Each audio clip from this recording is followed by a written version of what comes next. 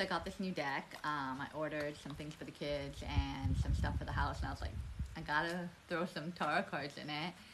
So Twin Flame was one of it, and it's funny because I haven't done a reading in probably like a week or so because I haven't been wanting to get frustrated. I know that like it's summertime and I'm with the kids 24/7, so putting myself through that, pushing through it is just overwhelming for me. So I'm like, let me just take a break.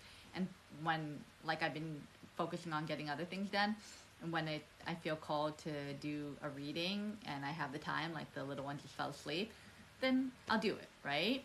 So, and I have the energy right now. So, yeah, I haven't been really feeling like a love reading and doing one because I've kind of like shifted my perspective and kind of just been releasing love and the idea of love, and if it comes in, it comes in.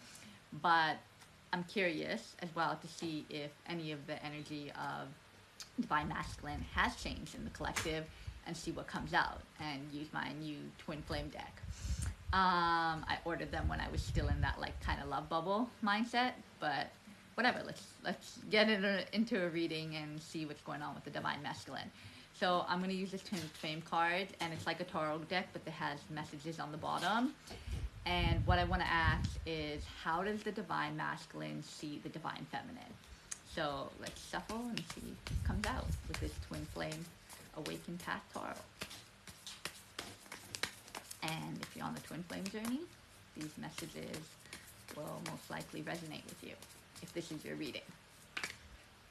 Okay, I don't like when it comes out like that. Let me just shuffle off camera. All right, so let's get into it. The question I asked first was, how does Divine Masculine see Divine Feminine? And the first card that came out was the Ace of Pentacles. And the Ace of Pentacles is new opportunity, abundance, prosperity, security, and stability.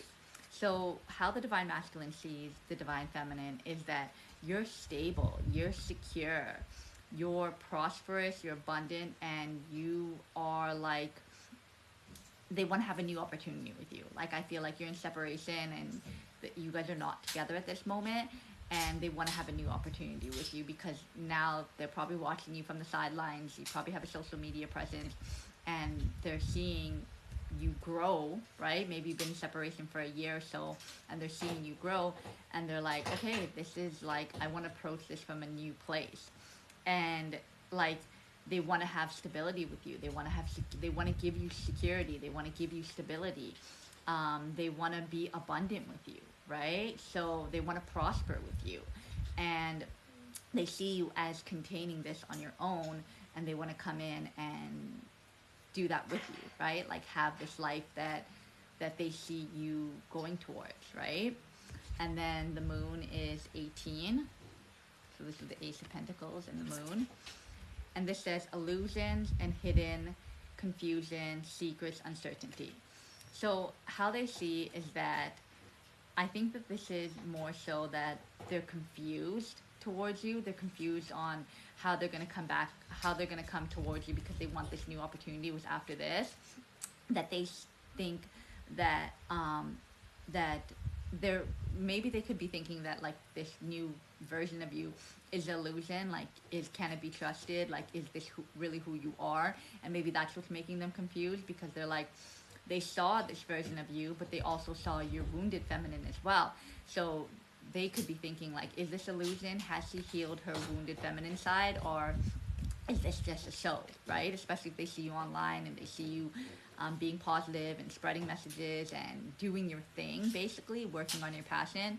They could be confused as in, is this illusion or not, right? And then also it's just this thing of like, they could have secrets that they kept away from you and that they kept hiding. That part of it could have been that they never really expressed their feelings. They never really told you how they felt. They withheld it from you after, right? Maybe they told you they loved you and then after pulled that love back. So, and maybe there's other things going on in their life that they hid from you, and that there's secrets that they know if they're going to have this, if they want to have this new opportunity with you, then they're going to have to reveal these secrets, and they're confused on whether they want to reveal that or not. So they're uncertain of whether they want to come forward with the truth.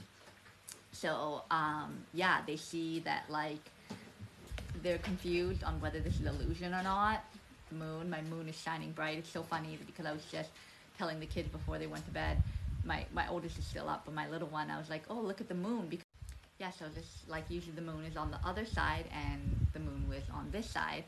And I was telling them, like, oh, look how bright the moon is. So it's funny that the, like, moon card came out, right? Like, after I was just seeing the moon 10 minutes ago.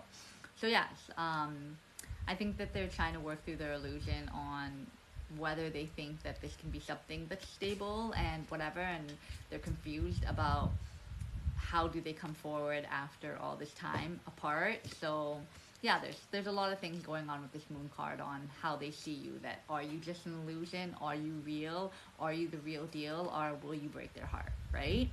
And then and they could think that you have secrets that are hidden that you're not telling them, but you're in no contact. So if you did have secrets, how would you be able to share with them, right? So but you're like an open book. So yeah, so the next card that came out was the Seven of Wands, and like, look at that, the elephant and its horns. Our teeth? Our horns? So this says defending yourself, protecting, stand your ground.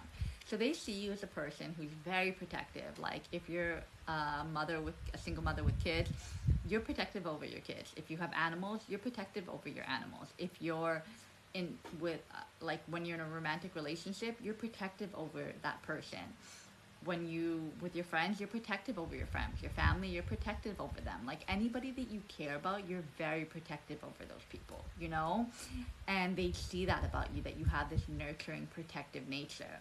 And you stand your ground. Like, you're a no BS type of person, that if someone's not going to come correct with you, friends, family, relationships, you're going to be like, no, like, I don't tolerate that. I see through it. And you'll call someone out on their stuff. So they know this about you. So that's probably why, like, the hidden secrets, like, if they do have these hidden secrets, they're like scared and confused to come forward, because they know that you're going to stand your ground, right? Like, and they're like scared of that. Like, what is she going to say? How is she going to take it? But it's like, at the end of the day, like, it all depends on the approach, right? Like, and also you gain enough emotional intelligence to be like, okay, take in what they're saying, but if it's something that's, like, if they're, like, I don't know how to explain this, but like, if it's something like attacking your character or whatever that case, or blaming you for the situation, then you're going to stand your ground and you're going to say your piece and why things unfolded the way they did, right? You'll take accountability for your actions, but yet you'll still stand your ground on why you felt the way that you did, right? Or why you acted the way that you did. So it's like, you'll defend yourself. You will defend yourself, and you will say your truth. Everyone has their own truth, but you'll defend yourself, and they know that about you. And they like that about you. They like that you'll defend them too. Like, if anyone comes at them, like, you would defend them as well, and you would protect them. So they know that you have this protective nature that stands their ground. And the next card is the King of Cups. And this says, wise and devoted, balance between head and heart. So they see you as a person who leads with their heart and their head. So it's like, you have a feeling, you lead with your feelings, but you also think logically. Like, you're not just some person who's naive about stuff. Even if you were a hopeless romantic, maybe you're changing your hopeless romantic nature, but like, say you're hopeless romantic, like, you lead with your heart until someone shows you that they can't be trusted or disrespects you. Then you stand your ground and you defend yourself, right? If and you think through things. Like, you're a logical person and you see, like, A, B, C, Y, Z, right? So they know that you're wise beyond your years. You're probably an old soul. When you're in a relationship and you're committed to someone, you're devoted to that person. You're committed to them, and you're loyal, and you stay in that relationship unless it gets toxic or unless it's just not working, you know? But you try your best to fight for that relationship as much as you can. But if it's something that's diminishing you and not growing you, then you're like, this is not working. If you guys are both not growing together and bringing each other down, then that's not healthy for either one of you. So it's like, that's why you're wise, that even though you love someone, you can leave that relationship because you think logically, like, this is gonna just drain the both of you. We need to get out of it, right? So yeah, they see that you have the balance between heart and head. Like, you have a good balance of that, where some people just lead with their heart or some people just lead with their head, but you bring them two together, and that's probably because you have a strong intuition, so you can put them both together. So the next one is the King of Pentacles. So you got two pentacles. You got the Ace starting and then ending with the King of Pentacles. And this says abundance and prosperity, security and stability, protective and provider, reliable and father. That says? Okay. So how they see you is like how they said. They see you as abundant and whatnot. Like, this is basically all the cards summed up in one, right? Like, protective, King of Pentacles. Abundant, Ace of Pentacles.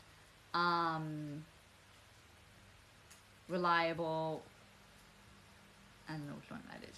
But basically, so they see you as possessing all these qualities. That you are the ideal partner. You are the King or Queen of Pentacles. And this is the thing, is that this is also something that they want to be in your life. They want you to see them as this. So it's like, they want to be reliable. They want to be, if you have kids, they want to be a father to your kids. They want to give you that security and stability. They want to offer you abundance and prosperity. They want to be abundant and prosperous together. They want to grow with you. So it's like, it's funny because I was just talking about growing, right, before that. And it's like they, like, look at that, this father and his child. Like, they want to be this for you. They see you possessing all these qualities, and they want to be your twin flame, your divine counterpart, possessing all these qualities and giving you that because they feel that you deserve that, you know? But this is what's stopping them because they're unsure, they're confused if this is still illusion. And it's funny because, like, this has been coming up in all the love readings that I've been recording, is that they're still confused and indecisive. So let's get more into it and see how they're feeling and with other decks.